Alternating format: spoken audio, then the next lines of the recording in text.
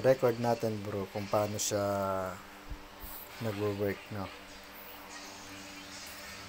So sa standard lang, ginawa ko lang siyang 300, $3 lang para mag break even na muna siya.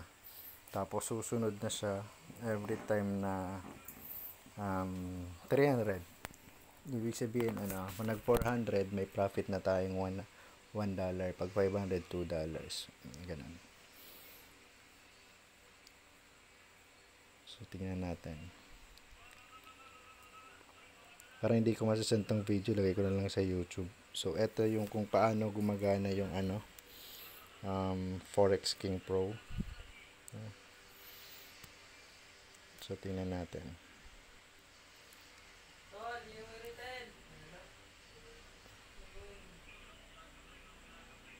So nung nag-reversal, natalo siya.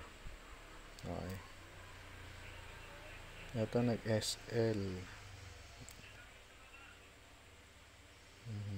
SL pala siya.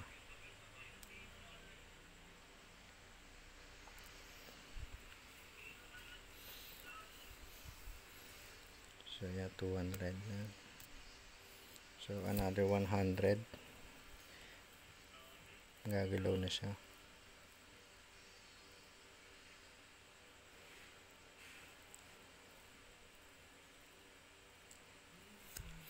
So yan bro, umangat na siya. So yeah, every time na umangat siya, sumasabay din siya para malak na yung profit. So yan.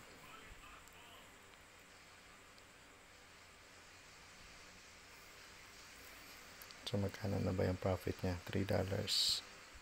So meron na tayong 0.44. So yan. So sumasabay siya. So at least nalalak na yung profit niya.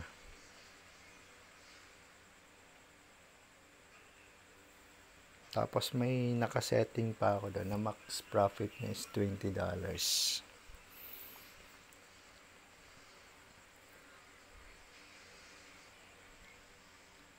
So yan, nice. So every time umangat siya, umangat din. Nice. Alright, ganda, no? So kahit tamaan, okay na tayo dun. Profit tayo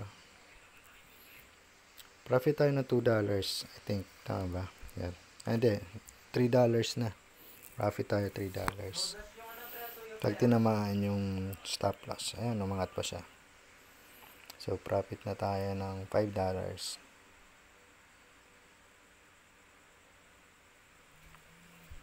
Tama ba? Hindi pala. $4 siguro. So, yun yung kagandahan. Ngayon, pag-iisipan ko na lang, kung tamaan yung stop loss, siguro lagyan ko ng other indicator para hindi kaagad magbukas.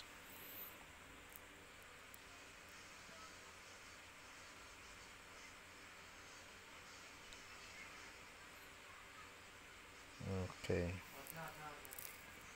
So, at least, nalock na yung profit niya. So, parang tatamaan na yung stop loss. Umangat pa. Pero meron siyang take profit sa taas, naka 1:2 ito. Pero mas maganda kung yung parabolic SAR ay maka-break even din dito sa buy. Yun yung maganda para at least kung sakali mag-reverse, hindi gaano yung loss. So yan, sumasabay siya.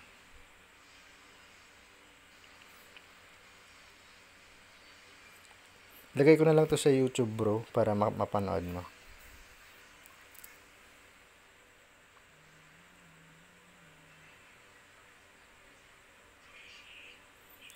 So, sayang kung sa copy trade ko nilagay ito.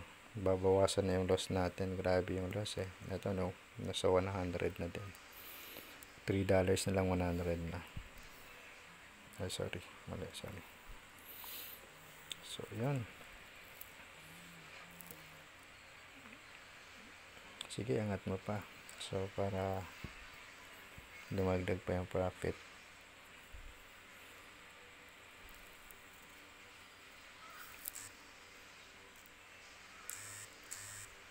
So, yan. Ang ganda, no? Sumusunod siya. So, yun, nakalock na yung profit niya.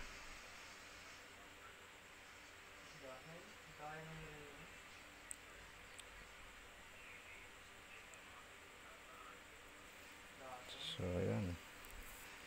Kano na? $7. So, yan. Malapit na sa stop loss. So, pag tinaman ng stop loss, mag-open ulit ito ng buy. Kasi yung condition niya parabolic So, ngayon siguro kailangan natin magdagdag ng isa pang indicator.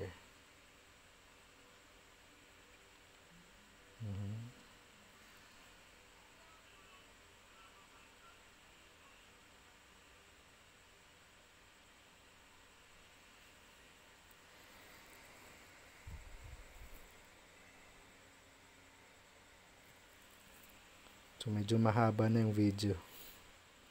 Pero gusto ko matapos para makita natin kung ano yung nangyayari kay Forex King Pro. So, nasa $9 na siya. Nice, bawi. Okay, 100 ulit yung capital. Nice.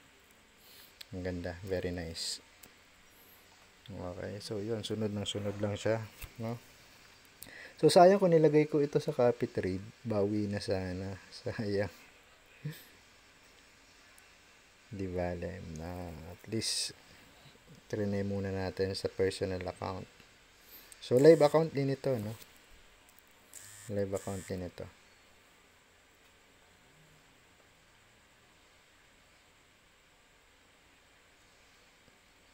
Sige, abante mo pa.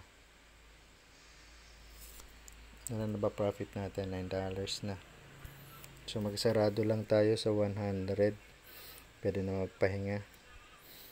Pero kaganda naman nito, meron naman tong setting na around 20% na malos siya. So, stop na si EA. Kaya lang Friday ngayon, so talagang i-close ko to.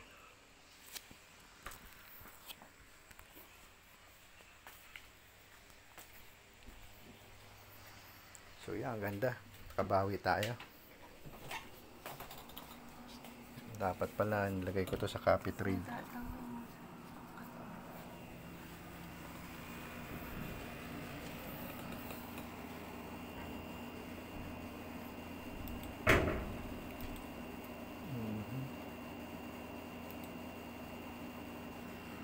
So, yeah. Nice.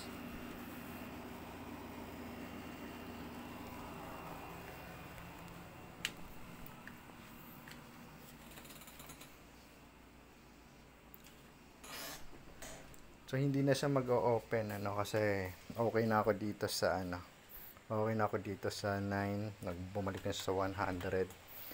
Pero, makitrading pa rin siya. Pero, hindi na nakaset up yung automated na pag-open niya. Manual na siya. Pero, kahit manual, ang kagandahan, gumagana yung trailing stop loss natin. No? Gumagana siya. So, wag mo muna tamaan yung stop loss. Angat mo pa. Alright, konting angat pa. Sarado mo naman 100. Ayan, tatamaan na siguro.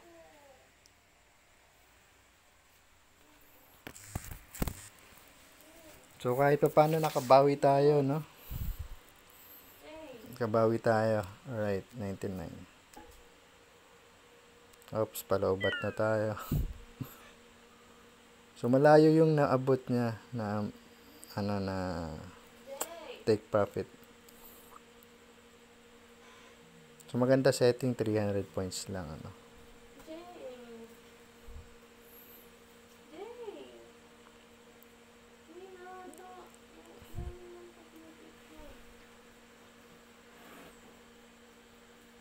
So, medyo matagal. 9 minutes na yung video.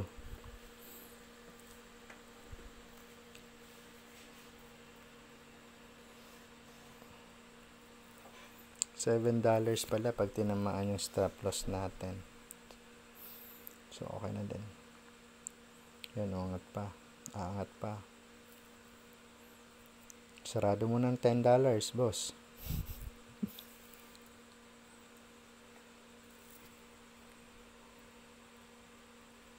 So, pwede na sana natin i-close. Pero, siyempre, gusto natin makita yung ano.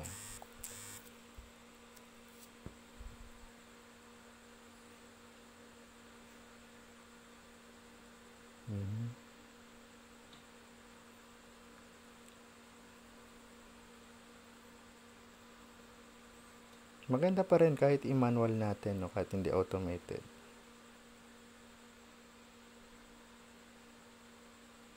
Makuha lang natin yung trend.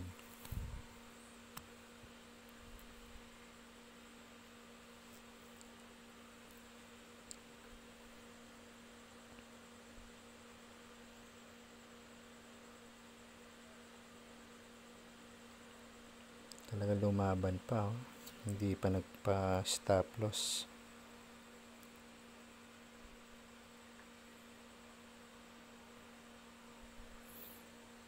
Parang gusto ko na i-close, ah.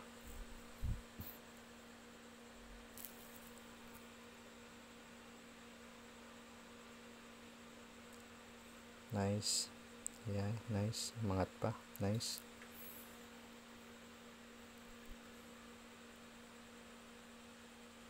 Sige, taas mo pa.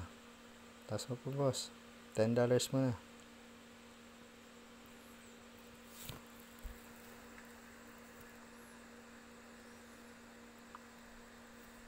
Ito yung advantage na pag naka-EA.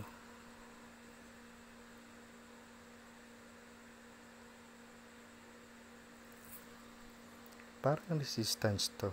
Ba't nahihirapan siya rito umabante? Tingnan natin kung ano meron dito. Hindi natin makita. Nasa 5 minute tayo.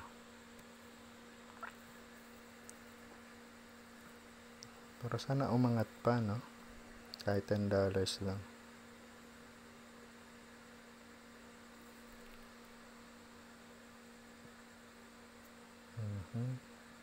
Yan.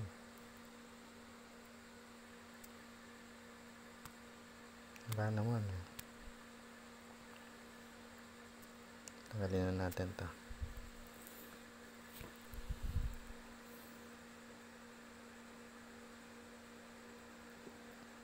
Dapat umangat pa yung stop loss. Isang bomba pa. Isang pump.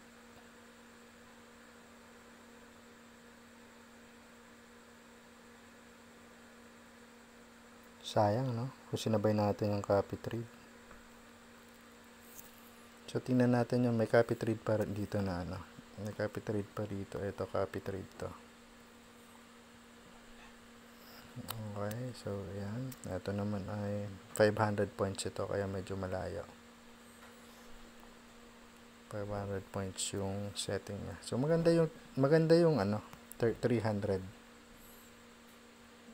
Maganda yung 300 points. Sige, pump muna. Isang pump pa.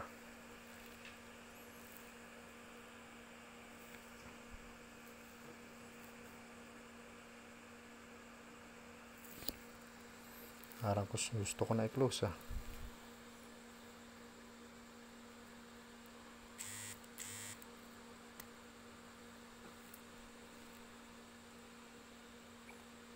At least secured na yung entry natin. $7 na to, okay na din.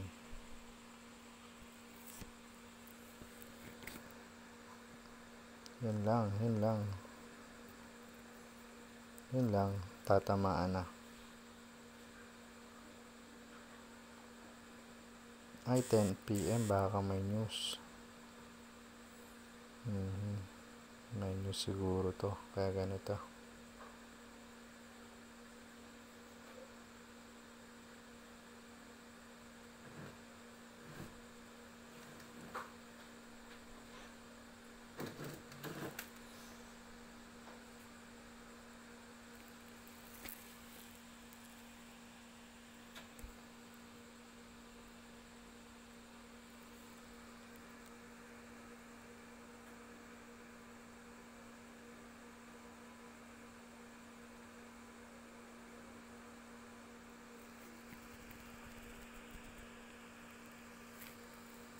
Medyo mahaba na yung video. Pause muna natin. Ano, tatama na yung stop loss. Alright, $7. $7. Not bad.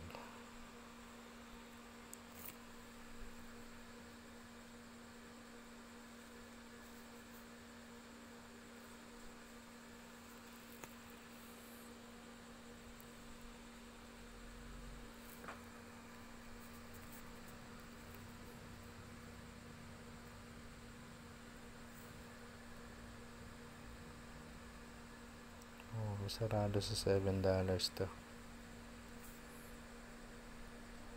Nice. At least nakabawi tayo. Nice. So yan, exit na. So nice. Nice trade. So ito isa ay hindi ba kasi 500 points to. So yun, ganun siya tumatakbo. Nice na.